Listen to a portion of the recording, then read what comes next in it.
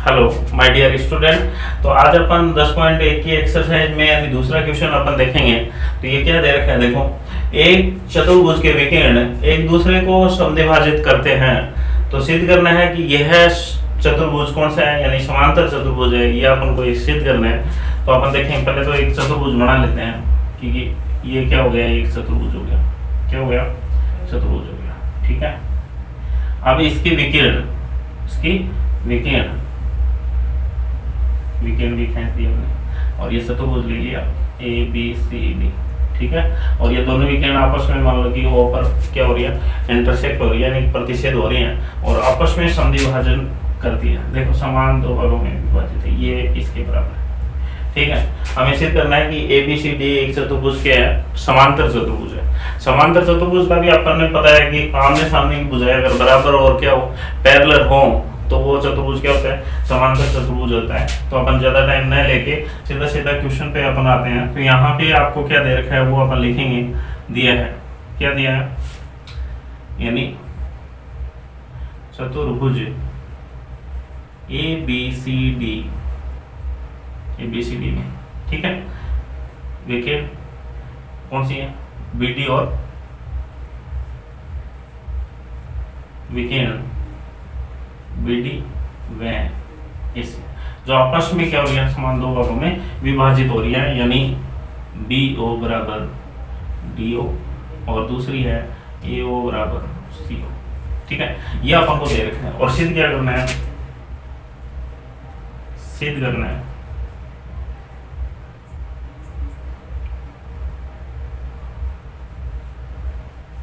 चतुर्भुज A B C D एक क्या है, समांतर चतुर्भुज, समांतर चतुर्भुज है। ये अपन को सिद्ध करना है। तो अपन इसकी करें, यानी उत्पत्ति करेंगे। तो पहले अपन क्या लेंगे, दो त्रिभुज लेंगे। कौन कौन सा, एक तो बी ओ सी और दूसरा त्रिभुज अपन ले लें डी ओ ए। तो लिख दो यहाँ पे त्रिभुज बी ओ सी में त्रिभुज डी ओ ए में। ठीक है, या ए और डी एक ही बात है, लेकिन जब अपन सिद्ध करके और नीचे जो लिखेंगे वो आपका राइट होना चाहिए। क्योंकि तो जब भी अपन दो त्रिभुज की बात करते हैं तो यानी उनका क्या करेंगे अपन, या तो सर्वांगसम करेंगे या फिर समरूप करेंगे। और सर्वांगसम में फायदा है या समरूप में, वो आपको देखना है। ठीक है, क्योंकि जब भी अपन को बराबर अगर साइड करनी है तो क्या करेंगे, सर्वांगसम करके देखेंगे। क्योंकि आपको तो बी सी बराबर ए डी करना है ना, है कि नहीं। ये आमने सामने की भुजाएं बराबर हो और क्या हो, समांतर हो। तो अपन इन दोनों त्रिभुजों में देखो, इन दोनों त्रिभुज में आपको क्या दे रखा है वो अपन लिखेंगे बी ओ बराबर यानी डी ओ। ये हमें क्या है भी दिया है। बात करेंगे एक एंगल की, तो ये दोनों एंगल आपस में बराबर ही होते हैं, आपको पता है, क्योंकि ये शीर्षाभिमुख कोण है। तो एंगल बी ओ सी बराबर एंगल डी ओ ए और ये शीर्षाभिमुख कोण है, यानी वर्टिकल ऑपोजिट है। ठीक है, अब तीसरी और अपने एक और अवयव चाहिए आपको। तो तीसरा भी ये आपको दे रखा है कि ये दोनों आपस में क्या है, बराबर है। तो अपने यानी सी ओ बराबर ए ओ, ये भी हमें क्या है दिया है। अब दोनों त्रिभुज क्या हो गए, सर्वांगसम हो गए। कौन कौन से त्रिभुज, बी ओ सी सर्वांगसम त्रिभुज यानी डी ओ ए। ठीक है, और कौन से रूल से हुए, एस ए एस नियम से दोनों त्रिभुज क्या हो गए, सर्वांगसम हो गए। ठीक है, दोनों त्रिभुज क्या हो गए भी, सर्वांगसम हो गए। अब जब दोनों त्रिभुज आपस में सर्वांगसम है तो अपन बोल सकते हैं कि इनकी जो संगत भुजाएं हैं वो क्या होती हैं, बराबर होती हैं। तो अपन यहाँ पे ये भी लिख दें कि बी सी बराबर क्या है, ए डी, यानी सर्वांगसम त्रिभुज की संगत भुजाएं क्या होती है, बराबर होती है। और इसे देते हैं अपन समीकरण नंबर 1। अब दूसरा देखो, इसके अंदर हमें ये भी पता है कि ये एंगल और ये दोनों एंगल भी क्या होंगे, बराबर होंगे, क्योंकि ये भी सर्वांगसम त्रिभुज के संगत कोण है। तो अपन यानी एंगल सी बी ओ बराबर एंगल ए डी ओ। और यहाँ पे लिख दो सर्वांशम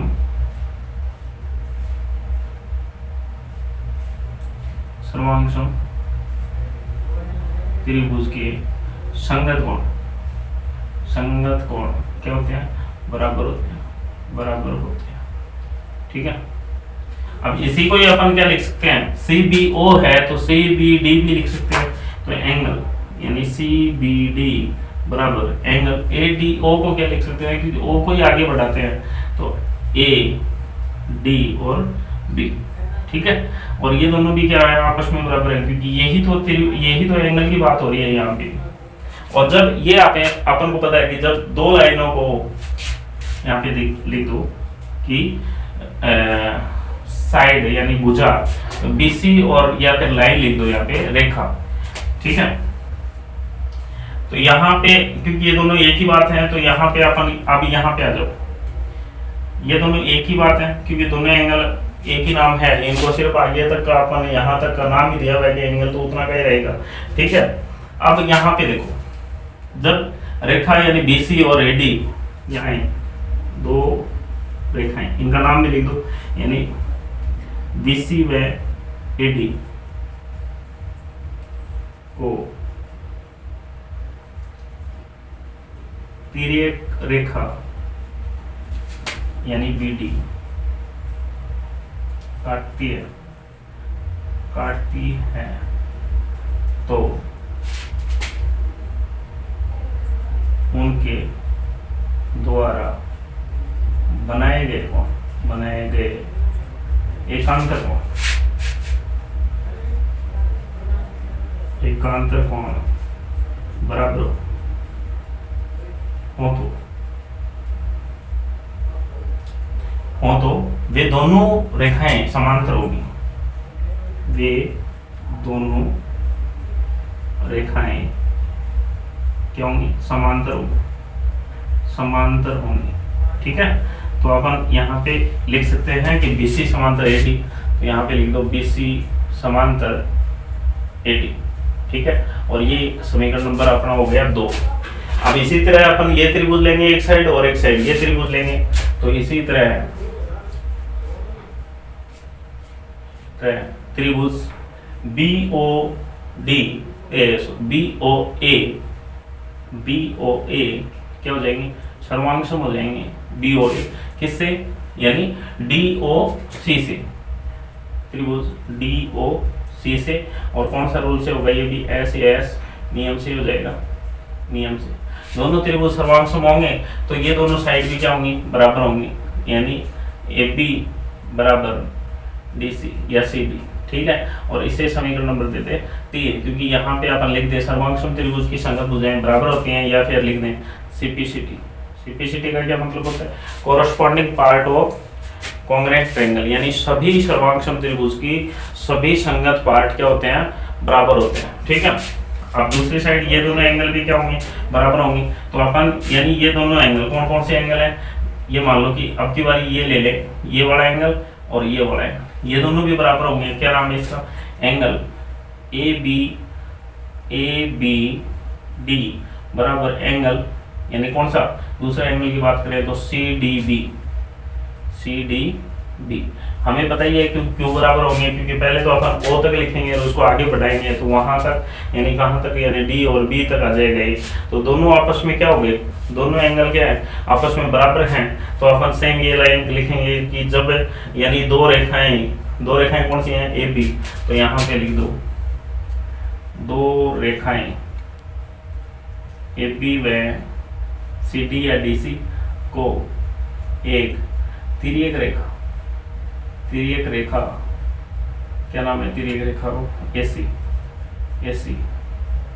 काटती है तो उनके द्वारा बनाए गए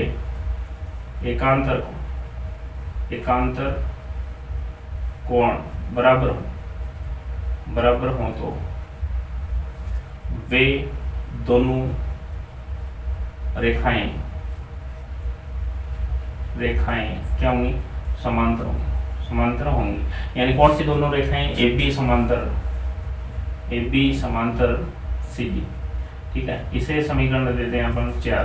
अब समीकरण 1 2 व 3, 1 2 3 व 4 से चारों में देखो ये सिद्ध होता है, क्योंकि जब दोनों आपस में, ये दोनों भुजाएं हमने बराबर कर दी, ये दोनों भुजाएं बराबर भी कर दी और इन्हीं को आपस में क्या कर दिया, समांतर भी कर दिया, तो अपन बोल सकते हैं चतुर्भुज ए बी सी डी एक समांतर चतुर्भुज है, समांतर चतुर्भुज है, चतुर्भुज है। यही आपको सिद्ध करना था, ये हमने सिद्ध कर दिया। ठीक है, तो ये लिख दो यहाँ पे इति सिद्ध। ओके, ये आपका दूसरा क्वेश्चन कंप्लीट है। अब अपन देखेंगे क्वेश्चन नंबर 3 जो दे रखा है, 3 असंरेखीय बिंदुओं के समदूरस्थ बिंदु का बिंदुपथ क्या होगा। तो यहाँ पे कोई बिंदु लेते हैं 3 असंरेखीय, यानी एक रेखा पे नहीं होनी चाहिए, तो ए ले लिया, बी ले लिया और क्या ले लिया, सी ले लिया और इनको आपस में मिला दिया ऐसे। ठीक है, अब इनसे समदूरस्थ बिंदु निकालने के लिए क्या करेंगे, इन भुजाओं का समद्विभाजन करेंगे। तो भुजाओं का समद्विभाजन मान लो ये हो गया, प्रकार से करेंगे अपन। ठीक है, और इसका जब अपन AC का अपन करेंगे तो AC का मान लो ये हो गया, तो इसे भी अपन यहाँ पे ऐसे मिलाएंगे। ठीक है, अब अपन किसका करेंगे, AB का भी समद्विभाजन करेंगे, तो AB का समद्विभाजन मान लो ये हो गया। थोड़ा सा इनकी प्रॉब्लम चल रही है, फिलहाल लॉकडाउन चल रहा है, तो इसका भी अपन समद्विभाजन ऐसे करेंगे। तो ये यानी AB से समान दूरी पर, AB से समान दूरी पर तीनों आपस में जो ये कट रहा है, इसे अपन ने क्या ले लिया, एक बिंदु O ले लिया। क्या ले लिया, एक बिंदु O ले लिया। ठीक है, और ये यहाँ से O बिंदु से किसी भी, यानी इसके ऊपर रख लो प्रकार, या OA को त्रिज्या मानकर, और एक अपन ने क्या बना दिया, एक वर्त बना दिया। अपन ने ऐसे एक थ्योरम भी देखी थी, आपको ध्यान में हो तो। ठीक है, तो यानी इस O के अंदर से इन तीनों बिंदुओं से देखो समान दूरी पे है, और इनका जब अपन बिंदु पथ देखेंगे तो ये पूरा ये इसका क्या है, बिंदु पथ ही है। यानी ये जो परिवर्त जो बन रहा है, यही इसका क्या है, बिंदु पथ है, यानी केंद्र बिंदु O का।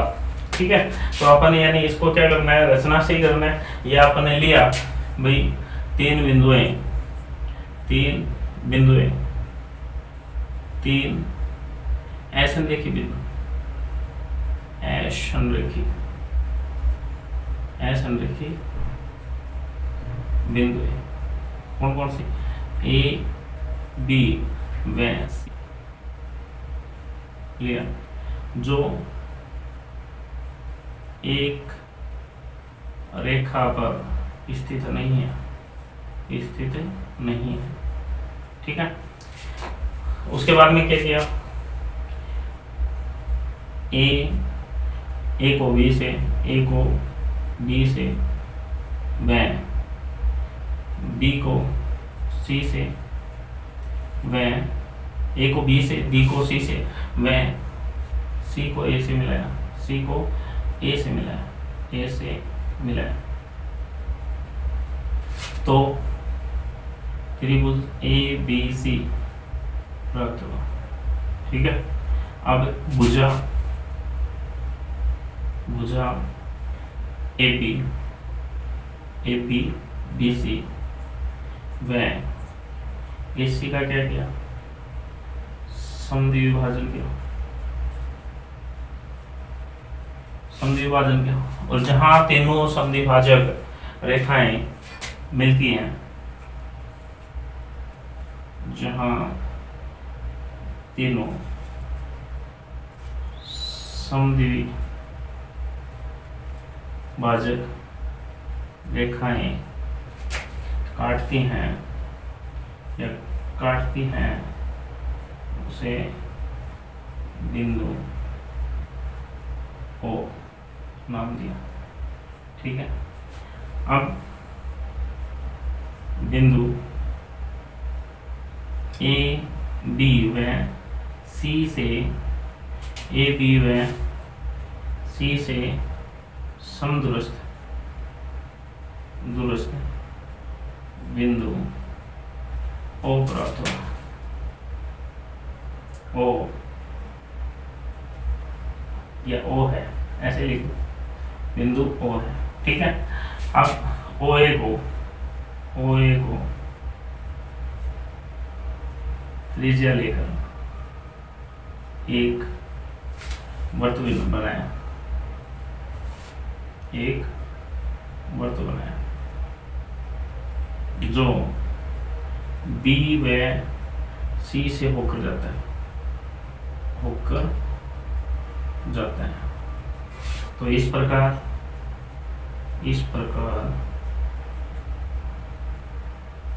केंद्र O से त्रिभुज ABC का परिवर्त या परिगत वर्त भी बोल दो या परिवर्त बोल दो, परिवर्त प्राप्त हुआ। बात अपन बिंदु पथ की करें तो ये पूरा ये क्या है अपना बिंदु पथ है, ठीक है। जो दे रखा है 3 संरेखीय बिंदु का समदूरस्थ बिंदु का बिंदु पथ क्या होगा ये अपन को देखना है। तो अपन ने कोई भी 3 बिंदु ले लिया यहाँ से यहाँ तक, ठीक है। ये A ले लिया, ये कोई बिंदु है B और ये कोई बिंदु है C, ठीक है। तो इनसे यानी B से 5 सेंटीमीटर दूर कोई बिंदु अपन ने क्या लिए D लिए, B से कितनी सेंटीमीटर दूर 5 सेंटीमीटर दूर, ध्यान देना, ठीक है। B से 5 सेंटीमीटर दूर कोई बिंदु अपन ने कितनी ली, यानी कोई बिंदु ली D, तो अपन लिखेंगे बिंदु B से 5 सेंटीमीटर पर बिंदु D लिया और मान लेते हैं कि D है ये तीनों बिंदुओं से समदूरस्थ है, D है ये तीनों बिंदुओं से क्या समदूरस्थ है। लेकिन जब अपन ये करके देखेंगे तो ये हमेशा कितना डिग्री का 90 डिग्री का रहेगा, क्योंकि इससे अपन 5 सेंटीमीटर की दूरी पे लिए। तो यहाँ पे भी कोई बिंदु लेंगे तो हमें पता है ये 5 से क्या होगी बड़ी होगी, तो ये इससे बड़ी होगी और ये और ज़्यादा बड़ी होगी सी वाली। इसी तरह ये भी क्या होगी बड़ी होगी। तो हमें पता है कि कोई बिंदु अपन ने जो डी लिया है ये मान लेते हैं, एक बार मान भी लें कि ये तीनों बिंदुओं से क्या है समान दूरी पर है। मान लिया कि बिंदु डी तीनों बिंदुओं से समदूरस्थ है। अब इसे अपन देखेंगे तो B से ये 5 सेंटीमीटर दूर है, ठीक है। BD बराबर 5 सेंटीमीटर, ठीक है। अब D से अपन ये जो DC अपन निकालेंगे तो ये 5 सेंटीमीटर तो बड़ी होगी, क्या होगी बड़ी होगी। तो यानी D को C से मिलाया, ठीक है। D को किससे मिलाया C से मिला दिया तो एक त्रिभुज बन गया, त्रिभुज यानी B और या फिर अपन लिख लें त्रिभुज DBC एक समकोण त्रिभुज, ठीक है। और हमेशा इस एंगल के यानी सामने वाली भुजा हमेशा ही बड़ी होती है, तो हम लिखते हैं सबसे बड़ा एंगल, सबसे बड़ा कोण क्या है एंगल डी है। और के सम्मुख भुजा कौन सी है DC है या CD है, ठीक है, बड़ी होगी। तो BD बराबर नहीं है क्या CD, तो समदूरस्थ नहीं हो सकता, समदूरस्थ नहीं हो सकती। इसी प्रकार BD बराबर ADB नहीं है तो समदूरस्थ नहीं हो सकती, समदूरस्थ नहीं हो सकती। तो अपन बोल सकते हैं बिंदु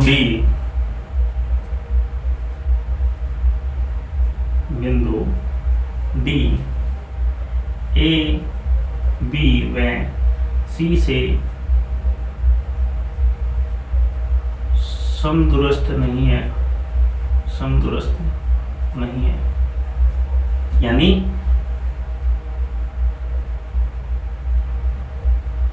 संरेखी जो दे रखी है, यानी तीन संरेखी बिंदुओं से कोई भी बिंदु समदूरस्थ नहीं हो सकती, समदूरस्थ नहीं हो सकती। और जब समदूरस्थ ही नहीं है कोई बिंदु, तो उनका बिंदु पथ नहीं होगा, इनका कोई बिंदु पथ नहीं है। अपन लिख दो, इनका कोई बिंदु पथ नहीं है। ओके, नंबर 5 देखेंगे, जिसमें देखा है कि सिद्ध कीजिए कि ए व बी बिंदुओं से होकर जाने वाले वृत्तों के केंद्र का बिंदुपथ रेखाखंड ए बी का लंबार्धक, यानी इसका समद्विभाजक होगा। क्या होगा? समद्विभाजक होगा। ठीक है, तो ये अपन को सिद्ध करना है। तो अपन देखें, पहले एक वर्त बनाए और हमने एक वर्त बनाया है, तो ये वर्त हो गया। ठीक है, एक और भी वर्त बना लो, एक और वर्त अपन ने ऐसे बना लिया। ठीक है, और एक और वर्त बनाओ तो एक और भी बना लो, और नहीं भी बनाओ तो ये भी देख लो, क्योंकि ये अपनी ए पी है। मान लो ये बिंदु ए है और ये क्या है? बी है, और इनके केंद्र यानी ये केंद्र है। ठीक है, और एक और भी अपन बनाए तो एक छोटा वर्त बना लेते हैं, या इससे बड़ा बना लो।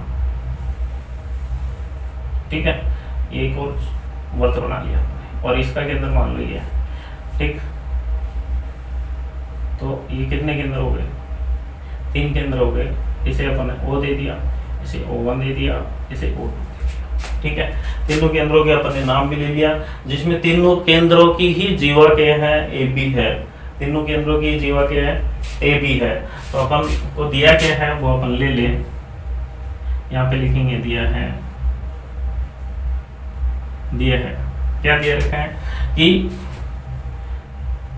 केंद्रों यानी O1 व O2 के वृत्तों की जीवा AB है। ठीक है, इन तीनों की क्या है? जीवा AB दे रखी है, और हमें सिद्ध करना है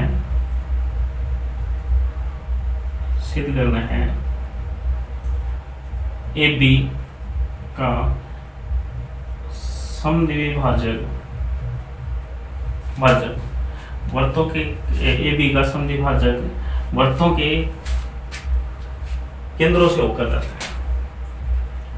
वृत्तों के केंद्रों से होकर जाता है। ये हमें क्या करना है? सिद्ध करना है। तो अपन देखेंगे जब इसकी उपपत्ति करेंगे अपन। देखो, हमें पता है वो केंद्र वाले यानी केंद्र बिंदु O वाले वर्त की जीवा AB। ठीक है, केंद्र वाले वर्त की जीवा O, केंद्र वाले वर्त की जीवा क्या है? AB है। अब AB का इसके अंदर देखो, AB से समदूरस्थ पे क्या है? यानी बिंदु O है।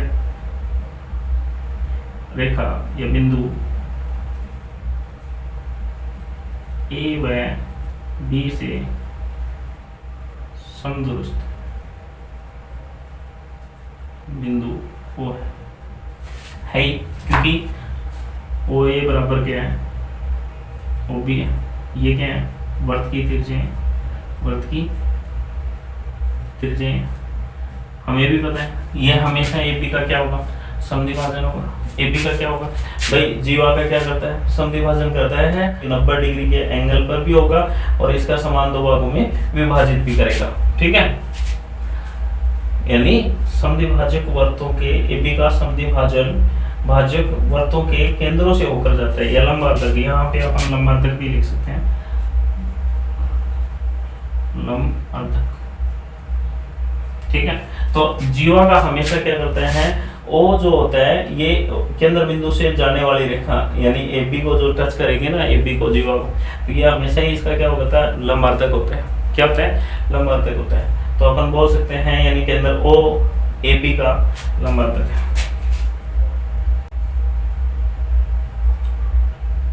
हमेशा ये होता है। अब दूसरे में देखो, दूसरा देखो, ये भी क्या होता है, यानी के अंदर बिंदु O1 वर्त वाले O1 वाले वर्त की जीवा ए पी है। अब दूसरा यानी के अंदर बिंदु O1 वाले वर्त की जीवा ए पी है इसकी। तो बिंदु सेम वही लगेंगे, बिंदु ए व बी से समदूरस्थ बिंदु O1, ठीक है तो भाई इनसे यानी AO1 व या बराबर BO1 होगा, क्योंकि ये क्या है, वर्त की त्रिज्याएं हैं, इससे समान दूरी पे ही है। अब तीसरा भी अपन देखें तो अपन लिख दें इससे नीचे के अंदर, यहाँ पे लिख दो के अंदर O2 वर्त की जीवा AB है, ठीक है। O2 बिंदु A व B से समदूरस्थ है। कैसे? क्योंकि ये दोनों क्या है, वर्त की त्रिज्याएं हैं। तो AO2 बराबर BO2 क्या है, वर्त की त्रिज्याएं। हमें पता है कोई भी रेखा, कोई भी बिंदु उनसे समदूरस्थ होता है तो उनका समद्विभाजन भी होता है और लंबार्धक भी होता है। तो अपन बोल सकते हैं यहाँ पे, अगर इसे समीकरण देते हैं अपन, क्योंकि समीकरण 1 और ये हो गया हमारा समीकरण नंबर 2 और ये तीसरा हो गया ये, तो समीकरण 1, 2 व 3 से A व B बिंदुओं से होकर जाने वाले वृत्तों के का बिंदुपथ रेखाखंड AB का लंबार्धक होगा। बस यही सिद्ध करना था।